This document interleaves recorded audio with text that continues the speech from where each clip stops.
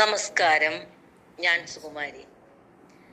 കർക്കിടക രാശിയെ പറ്റിയാണ് ഇന്ന് പറയുന്നത്. കർക്കിടകം ലഗ്നമായി ജനിക്കുന്നവരുടെ പൊതു സ്വഭാവങ്ങൾ. കർക്കിടകം രാശിയുടെ അധിപൻ ചന്ദ്രനാണ്. ഇത് ഒരു ചരരാശിയാണ്. ചന്ദ്രൻ ഇടവൻ രാശിയിൽ 3 ഡിഗ്രിക്ക് ഉച്ചസ്ഥനാകുന്നു. വൃശ്ചികൻ രാശിയിൽ 3 ഡിഗ്രിക്ക് നീചത്വവും ഭവിക്കുന്നു. കർക്കിടകം ലഗ്നത്തിൽ ജനിക്കുന്നവർ മിക്കവരും ചഞ്ചല ചിത്തരും തീരുമാനങ്ങൾ എടുക്കാൻ താമസിക്കുന്നവരുമായിട്ടാണ് കണ്ടുവരുന്നത്. ചിന്താശീലവും ഓർമ്മശക്തിയും കൂടും. സത്യസന്ധതയും സദാചാര നിഷ്ഠയും ഉണ്ടാകും. പ്രായോഗിക ബുദ്ധി അല്പം കുറവായിരിക്കും. അധ്വാനശീലവും സഹനശക്തിയും കൂടുതലായിരിക്കും. ഉത്തരവാദിത്വ ബോധത്തോടുകൂടി കാര്യങ്ങൾ ചെയ്യും.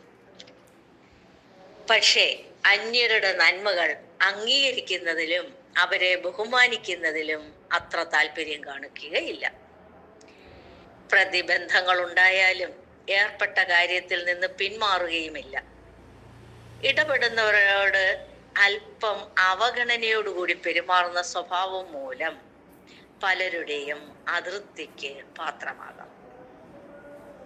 അല്പം തടിച്ച ശരീരപ്രകൃതിയും വെളുപ്പ് നിറവും നീണ്ട മുഖവും ചുരുളില്ലാത്ത തലമുടിയും വലിയ നെറ്റിയും ഇവരുടെ പ്രത്യേകതകളാണ്. സൗന്ദര്യവും ആരോഗ്യവും ഉണ്ടാകും. പ്രകാശമുള്ള കണ്ണുകളും നീണ്ട മൂക്കും കൊണ്ട് ഇവരുടെ മുഖം ആകർഷകമായിരിക്കും.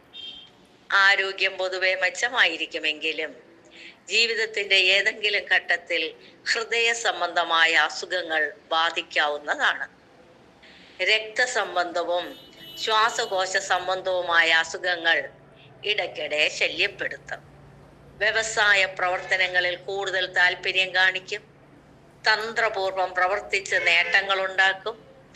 ആർഭാടങ്ങളിൽ താല്പര്യമുണ്ടാകും. ചിലവ് കൂടും.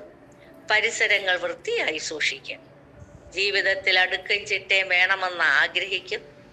സംഭാഷണ ചാതുര്യവും നീതിനിഷ്ഠയും ആത്മവിശ്വാസവും ഉണ്ടാകും. അന്യരെ ആശ്രയിക്കാതിരിക്കാൻ ശ്രമിക്കും.